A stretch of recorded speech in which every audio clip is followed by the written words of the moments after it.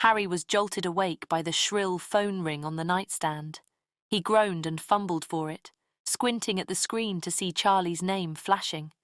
The sun had barely begun to rise, and Harry was still groggy from the restless sleep that had become all too common lately. "Charlie," Harry mumbled as he answered, his voice thick with sleep. "It's barely morning. What's up?" "Sorry to wake you, mate," Charlie replied, sounding far too awake for this hour. "But I just got off the flu with Mum. She's inviting us to lunch at the Burrow on Sunday. Says it's been too long since she's seen you, and she wants to meet your boyfriend."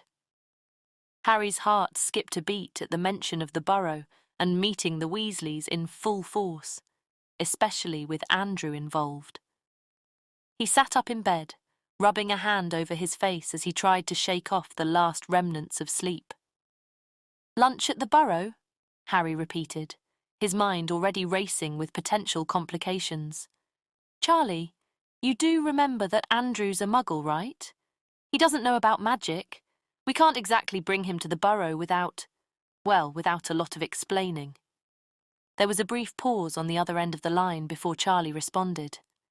"Yeah, I know he's a muggle, but Mum's pretty good at keeping things under wraps when necessary. She just wants to meet him, you know? See who's been making you so happy." Harry couldn't help but smile at that. Despite the challenges of balancing his two worlds, Andrew had brought joy into his life that he hadn't felt in a long time. But the idea of introducing him to the Weasleys, who could be overwhelming even on a good day, was enough to make Harry nervous. "Charlie, I'm not sure this is a good idea," Harry said cautiously. "Andrew doesn't even know about my past, let alone about magic. It's been hard enough keeping everything separate as it is." Charlie's tone softened. "I get it, Harry. I do. But you can't keep things separate forever. If you're serious about this guy, and it sounds like you are, he will find out eventually. Maybe this could be a step toward that." Harry sighed, running a hand through his messy hair. "I don't know, Charlie. I need to think about it, all right? The last thing I want is to overwhelm Andrew or get him involved in something he's not ready for." "Fair enough," Charlie agreed. "But Mum's expecting us, so if you decide to go, just let me know." Harry nodded, even though Charlie couldn't see him. "I will. Thanks, Charlie. And tell your mum I said hi." "Will do. Take care, Harry, and don't overthink it too much, yeah?" As the call ended, Harry stared at the phone in his hand, the weight of Charlie's words settling over him. He glanced over at Andrew, who was still sound asleep beside him, blissfully unaware of the conversation that had just taken place. Harry knew Charlie was right. He couldn't keep his two lives separate forever. But the thought of revealing everything to Andrew was terrifying. What if Andrew couldn't handle it? What if he looked at Harry differently? For now, Harry pushed those thoughts aside, focusing on the immediate task of navigating this latest complication without jeopardizing the delicate balance he was trying to maintain. As he lay down, trying to will himself back to sleep, he knew that Sunday's lunch at the Burrow could change everything. The air in the police station was tense as Harry and Daniels sat before Chief Inspector Reynolds. The usually calm and composed man was pacing behind his desk, his face flushed with frustration. The harsh fluorescent lights overhead did nothing to soften the sharp angles of his frown. Harry exchanged a quick, uneasy glance with Daniels, who looked just as tense. They had both expected this meeting to be difficult, but the chief's reaction was far beyond what they had anticipated. "I cannot believe what I'm hearing," Chief Reynolds said, his voice rising with every word. He stopped pacing and slammed his hands on his desk, leaning forward to glare at the two detectives.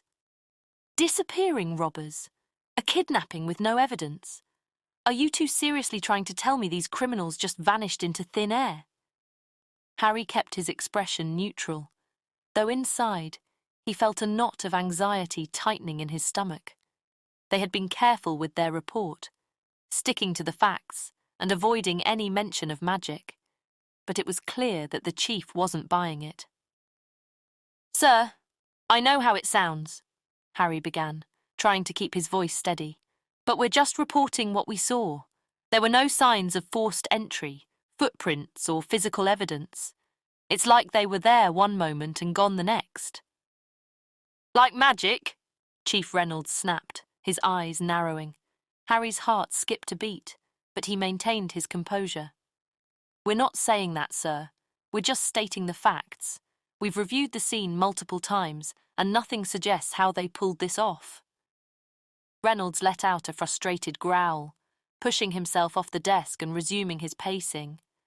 "Facts. Right. Well, here are the facts as I see them, gentlemen. You're either completely incompetent or hiding something from me, and neither of those is acceptable." Daniels shifted uncomfortably in his seat, his gaze fixed on the floor. Harry could feel the weight of the situation bearing down on both of them. If the chief decided to take disciplinary action, it could ruin their careers. "Sir, with all due respect," Daniels said, his voice tense but controlled, "we're doing everything we can to find the truth. We've been following every lead, but these cases are unlike anything we've dealt so far." Chief Reynolds stopped pacing and stared hard at Daniels, then at Harry. "Unlike anything you've dealt with before," he repeated slowly, as if testing the words on his tongue. "Well, let me clarify. I don't care how unusual or difficult these cases are. I want results, and I want them now. Do you understand?" Harry nodded, feeling a mix of frustration and helplessness. "Yes, sir. We understand." Reynolds walked around his desk and sat down, his eyes still locked on them.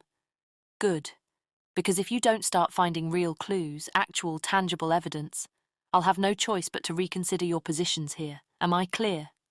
The threat hung in the air, heavy and suffocating. Harry felt his pulse quicken, but he forced himself to remain calm. "Crystal clear, sir." Daniels echoed the sentiment, his voice subdued. "Yes, sir." Reynolds leaned back in his chair, his expression hard. "Dismissed." Harry and Daniel stood, respectfully nodding to the chief before leaving the office. As soon as they were out of earshot, Daniels let out a low whistle, shaking his head. "That was rough," Daniels muttered. "He's really got it in for us now." Harry nodded grimly. "Yeah, we need to find anything to keep him off our backs. Otherwise—" Daniels sighed, rubbing the back of his neck. "Otherwise, we're screwed." They walked back to their desks in silence, the weight of the chief's ultimatum pressing down on them. For Harry, the stakes were even higher. Not only was his career on the line, but so was the delicate balance between the two worlds he was straddling. One wrong move and everything could come crashing down. But as he sat down at his desk, Harry knew one thing for certain. He couldn't give up. Not now, not when everything was on the line. Harry sat in his car outside the station, the echoes of the tense meeting with Chief Reynolds still reverberating in his mind. The threat of demotion hung over him like a dark cloud, and the pressure to find something, anything tangible, was suffocating. But amid the chaos of work, another issue was gnawing at him: the impending Sunday lunch at the Burrow. Sighing, he pulled out his phone and scrolled to Charlie's number. He hesitated for a moment, then pressed the call button. The phone rang only twice before Charlie picked up. "Harry, what's up?" Charlie's voice came through, warm and upbeat as always. The sound of it immediately soothed some of the tension in Harry's chest. "Hey, Charlie," Harry said, leaning back in his seat. "About that Sunday lunch at the Burrow?" "Yeah?" Charlie replied, his tone expectant. Harry took a deep breath, trying to find the right words. "I've been thinking about it, and, well, if we're going to do this, we need to make sure Andrew doesn't find out about, magic. I don't want to overwhelm him or make things awkward." There was a brief pause on the other end before Charlie spoke again, his voice thoughtful. "I figured you might say that. Don't worry, Harry. I've already spoken to Mum. We'll keep things low-key. No magic, no oddities, just a normal Sunday lunch. She's even asked George to leave the joke products at the shop. Harry couldn't help but smile, grateful for Charlie's foresight. You've really thought of everything, haven't you? Charlie chuckled. Someone has to. Besides, I know how important this is to you, and to Andrew as well. So don't stress about it, all right? We'll make sure it's just a regular family gathering. Nothing to worry about. Relief washed over Harry like a cool breeze. He should have known Charlie would handle it all calmly and efficiently. But there was something else Harry needed to talk about, something more personal, something he didn't quite know how to address. Charlie, Harry began, hesitating slightly. I could really use some spare time with you, just to, talk things over.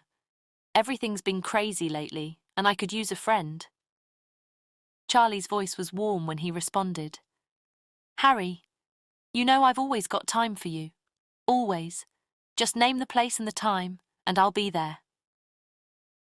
Harry felt a wave of gratitude swell in his chest. Despite the mounting pressures and the tangled web of secrets he was trying to manage, Charlie's unwavering support was a constant he could rely on. It was something he desperately needed right now. Thanks, Charlie, Harry said quietly, his voice thick with emotion. I don't know what I'd do without you. Charlie's tone was light, but sincere. You'll never have to find out, mate. I'll be at the zoo till late tonight if you want to swing by. We can grab a drink afterwards if you need to clear your head. Yeah, Harry said, a small smile tugging at his lips. I'd like that. All right then. I'll see you later. And don't worry about Sunday. It'll be fine. They exchanged a few more words before hanging up, and as Harry set his phone down, he felt a little more grounded. He had to figure out so much, but at least he wasn't doing it alone.